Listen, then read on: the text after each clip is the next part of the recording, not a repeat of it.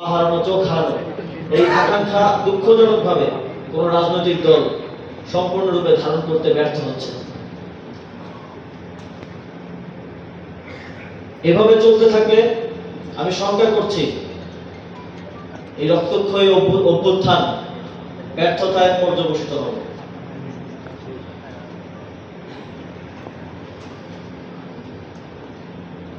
রাজনৈতিক নেতৃবৃন্দের প্রতি আমার আহ্বান থাকবে 24কে ধারণ করতে হবে, কারণ ভবিষ্যৎ বাংলাদেশ এই 24-এর প্রজন্মই বিনির্মাণ করবে। এটা একটি প্রাকৃতিক বিষয়।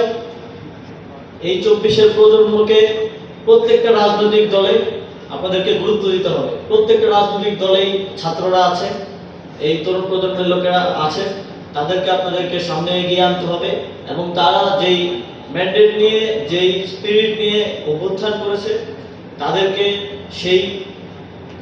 সেটা বাস্তবায়নের জন্য সুযোগ করে দিতে হবে এবং সরকারের সংস্কার কার্যক্রমের সাথে অংশগ্রহণ করার জন্য সকলকে আহ্বান জানাই এবং এই জনকল্যাণমুখী একটি রাষ্ট্র গড়ার জন্য প্রশাসনের যারা এখানে আছেন এবং সারা দেশে আছেন, ঢাকা অফিসার্স ক্লাবের সদস্যরা আছেন, আপনাদের সহযোগিতা কামনা করে আমার বক্তব্য শেষ করছি।